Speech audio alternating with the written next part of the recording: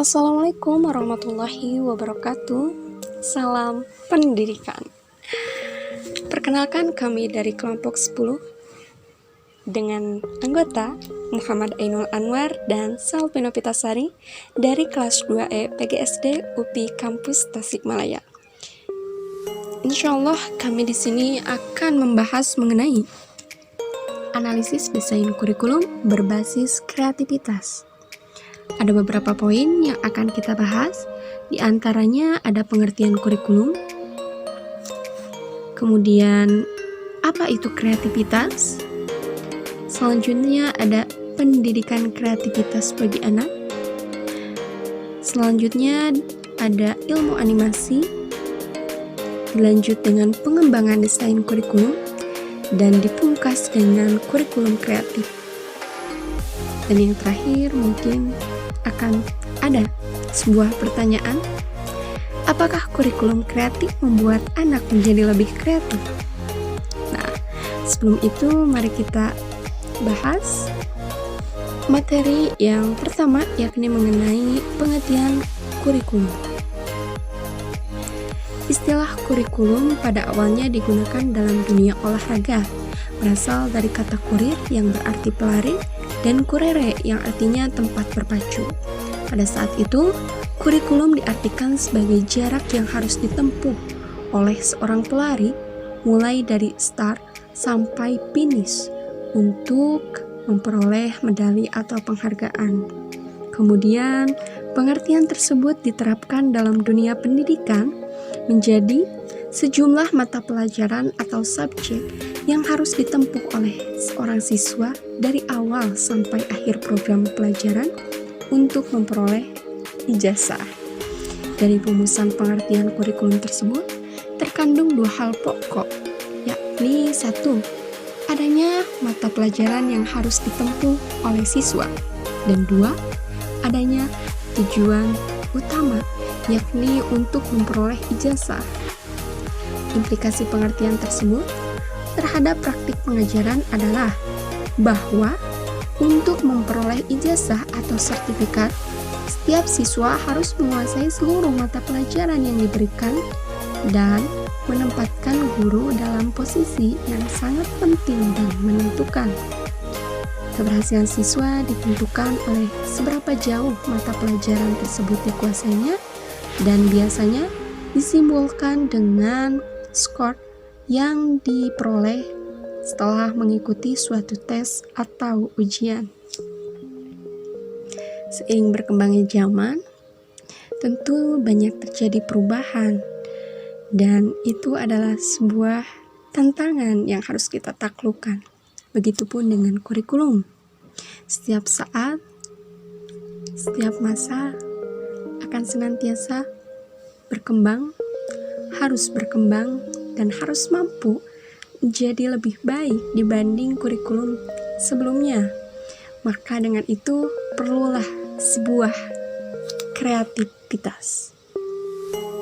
Nah, peranan kreatif ini menekankan bahwa kurikulum itu harus mampu mengembangkan sesuatu yang baru sesuai dengan perkembangan yang terjadi dan kebutuhan-kebutuhan masyarakat pada masa sekarang maupun masa yang mendatang. Kemudian, istilah kreativitas ini pada dasarnya merupakan kemampuan internal pada tataran ide untuk menciptakan dan memunculkan gagasan baru, di mana kreativitas ini intinya adalah mampu menemukan kebaruan dan mampu mengatasi masalah dengan gemilang, dengan artian bahwasanya kreativitas adalah mengubah sesuatu menjadi lebih baik, dan itu tentu sangat diperlukan dalam sebuah kurikulum, terutama kurikulum pendidikan tentunya. Selanjutnya dikenallah pendidikan kreativitas, yang dimana bagi anak ini sejatinya adalah membekali mereka dengan kemampuan dasar untuk masa depan, untuk anak supaya bisa menghadapi masa depan, bisa menjalani masa depan, dan mampu untuk bertahan di masa depan. Kreativitas anak didik dapat ditumbuh kembangkan melalui proses pembelajaran yang dilandasi kemampuan mengelola belajar, memberi kebebasan kepada siswa untuk berkreasi, dan mengambil resiko untuk berhasil maupun gagal. Mungkin itu yang dapat saya sampaikan.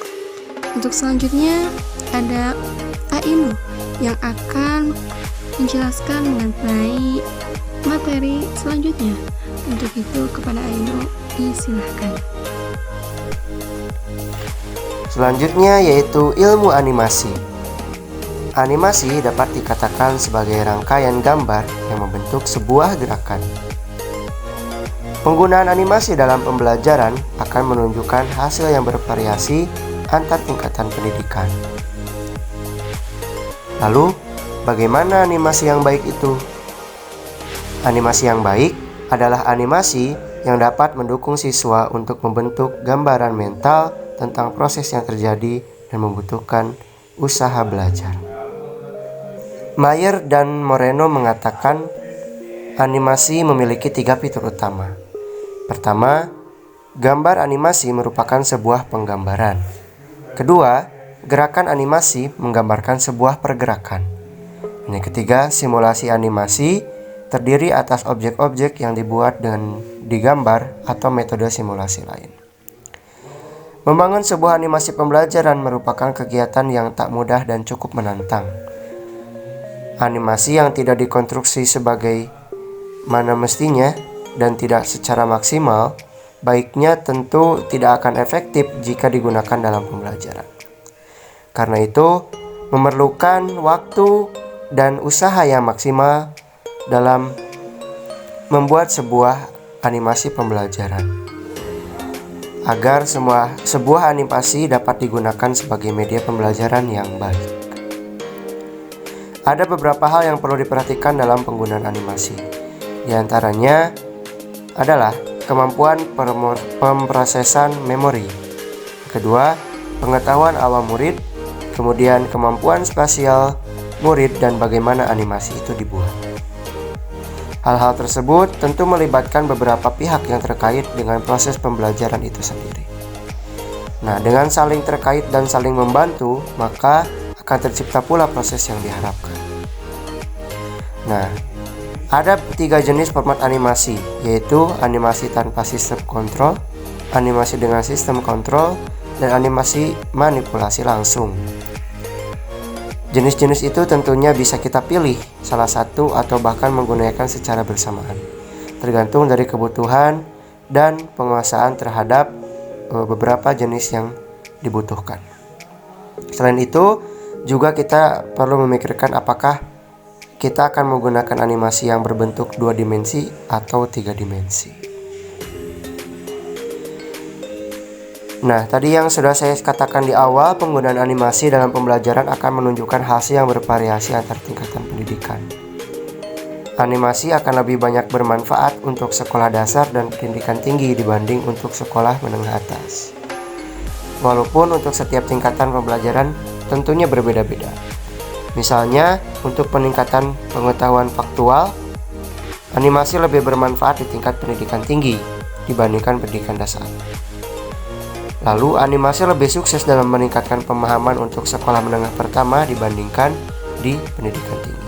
Selanjutnya yaitu pengembangan desain kurikulum. Desain kurikulum merupakan sebuah proses dalam menghasilkan sebuah pemikiran yang menghasilkan rancangan kurikulum baru bagi pelaksana pendidikan. Lalu, pastinya pengembangan kurikulum tidak dapat terlepas dari berbagai aspek yang mempengaruhinya, seperti mindset atau cara berpikir, kemudian sistem nilai termasuk nilai moral, keagamaan, politik, budaya, dan sosial, lalu proses pengembangan, kebutuhan peserta didik, kebutuhan masyarakat, maupun arah program pendidikan. Aspek-aspek tersebut akan menjadi bahan yang perlu dipertimbangkan dalam suatu pengembangan kurikulum. Dan karakteristik utama dalam sebuah desain kurikulum yakni konseptualisasi dan organisasi dari berbagai bagian-bagian penting dalam kurikulum. Nah, Selanjutnya yaitu kurikulum kreatif. Apa sih kurikulum kreatif itu? Kurikulum kreatif dipandang sebagai salah satu cara untuk memberikan kesempatan yang lebih luas untuk mengembangkan potensi yang berkembang terhadap siswa secara maksimal. Potensi itu meliputi berbagai aspek yang ada dalam diri siswa yang harus digali dan dikembangkan agar menjadi potensi yang memanusiakan manusia. Nah, dari definisi tadi perlu dipastikan beberapa dasar yang harus ada pada kurikulum kreatif. Yang satu, didasarkan pada prinsip dan nilai yang disepakati. Kedua, mengembangkan apa yang telah dipelajari anak-anak. Ketiga, membuat pembelajaran bisa dipahami.